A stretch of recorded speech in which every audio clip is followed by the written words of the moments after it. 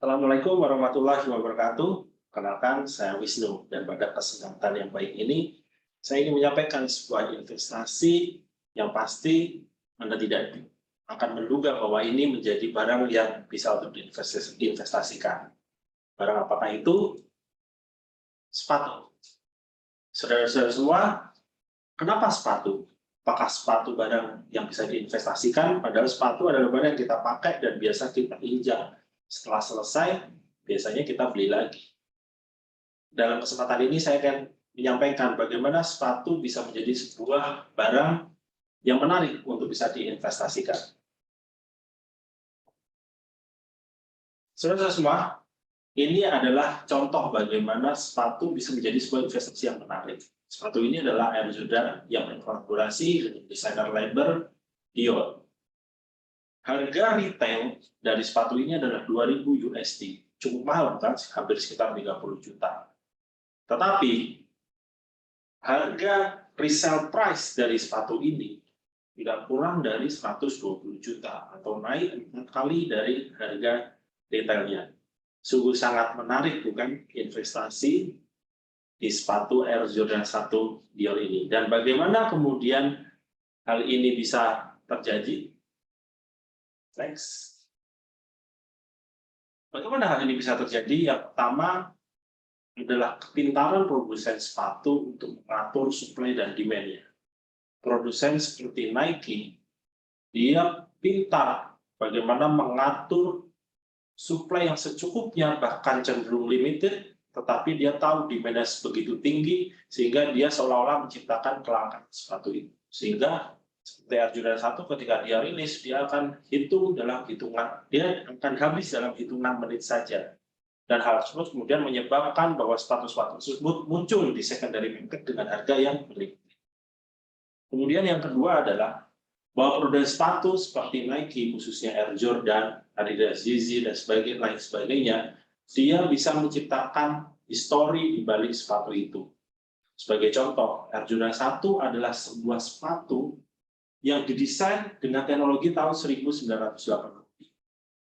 Tetapi karena aspek historisnya yang sangat kental, bahkan sepatu yang sekarang tidak begitu nyaman dipakai karena menggunakan teknologi tahun lama, tetap menjadi sepatu yang dicari banyak sekali penggemar sepatu, sehingga harganya akan naik berlipat-lipat.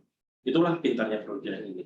Kemudian yang ketiga, bagaimana produsen sepatu bisa menciptakan sebuah produk yang berkolaborasi dengan desainer-desainer lainnya, maupun para artis-artis ternama. Sebagai contoh, Air Jordan 1 yang berkolaborasi dengan Off-White memiliki harga retail yang tidak mencapai 5 juta. Tetapi apabila kita cek sekarang, berapakah harga resale dari sepatu Air Jordan 1 YGK2 ini? Hampir menyentuh angka 100 juta rupiah. Hal tersebut juga dipicu dengan desainernya yang kemudian meninggal di tahun 2021 kemarin, Virgil Abloh. Itulah yang terjadi, saudara-saudara, bagaimana kemudian harga sepatu menjadi naik dan sepatu bisa menjadi investasi yang sangat menarik. Bagaimana bisnis sneaker game di Indonesia? Ini adalah gambarannya. Ini adalah gambaran betapa ramainya antrian sepatu, perilisan sepatu Kompas waktu terjadi event di USS atau Urban Sneaker Society. Bagaimana ini bisa terjadi? Mereka Kompas meniru apa yang dilakukan oleh Air Jordan. Mereka seolah menciptakan histori, mereka mengatur supply and demand, sehingga harga sepatu yang harga aslinya ya 300.000 di toko melonjak bahkan hingga mencapai 4 kali lipat. Tidak heran kemudian muncul antrian yang sangat luar biasa ketika sepatu ini rilis.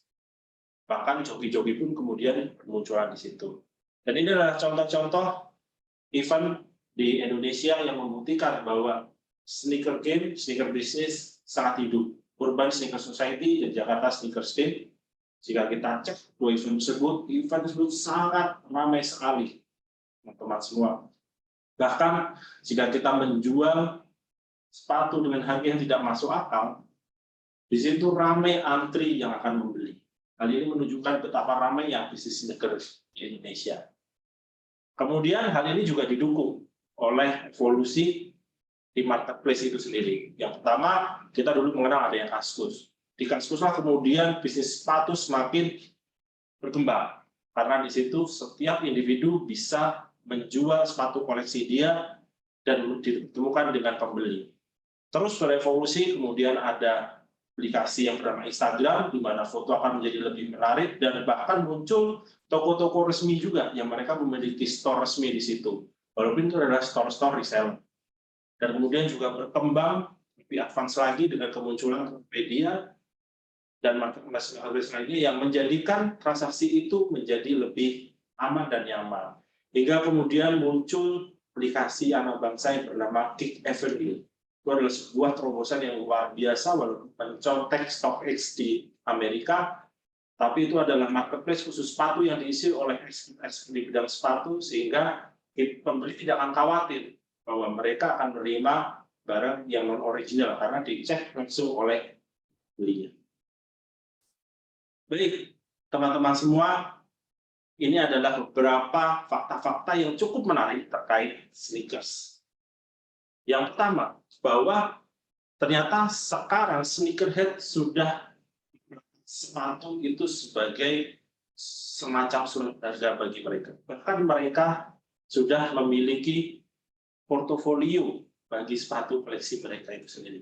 Walaupun ini belum banyak berkembang di Indonesia, tetapi di Amerika dan Eropa hal ini sudah terjadi. Mereka sudah punya aplikasi tersebut, dan mereka bisa mengecek dari sepatu koleksi mereka, portofolionya berapa, hariannya naik turun, sepatu mereka itu seperti apa. Kemudian juga muncul fenomena bahwa sekarang semua orang bisa menjadi penjual dan pebisnis, bahkan tidak terbatas pada anak-anak kecil. Anak kita yang berusia mungkin nggak nyampe 17 tahun, mereka sudah pandai berbisnis sepatu. Dan inilah fenomena sneakers yang kemudian menjadi hal yang positif. Kita bisa mendidik anak kita untuk tidak hanya mengembangkan hobi, tetapi juga bagaimana mereka bisa belajar untuk berwira swasta, belajar untuk berjual beli dari barang hobi mereka.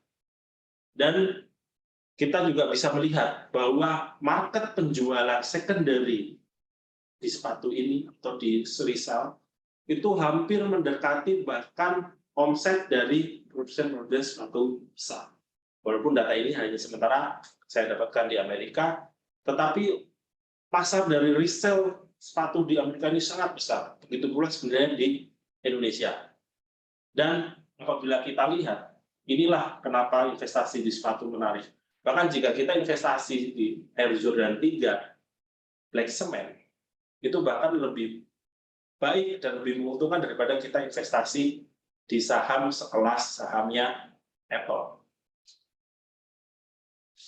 Ini adalah sedikit gambaran koleksi-koleksi sepatu saya, dan mungkin apabila teman-teman melihat, wah boros sekali saya membeli banyak sepatu, akan mengurangi gaji saya, berarti memotong kebutuhan saya. Tapi dapat saya katakan bahwa saya membeli sepatu ini semua dari hasil saya berbisnis sneaker. Jadi tidak ada sedikit pun yang kemudian mengganggu dari pendapatan rutin dari pekerjaan yang saya kerjakan. Bahkan saya dapat katakan bahwa sepatu yang saya pakai sekarang ini adalah Air Jordan 1 Low, di mana dulu saya mendapatkan di harga retail sebesar 1,6 juta, dan sudah saya pakai hampir 2 tahun. Kalau saya jual sekarang pun dengan kondisi sekarang, saya masih bisa mendapatkan untung. Jadi begitulah saudara-saudara menariknya bisnis sneakers. Kita bisa mengembangkan hobi, kita bisa mendapatkan untung. Jadi kalau anak, bapak, dan ibu semua saudara-saudara kita hobi sneakers, arahkan mereka untuk menjadikan sneakers selain hobi juga menjadi investasi bagi mereka. Terima kasih. Assalamualaikum warahmatullahi wabarakatuh.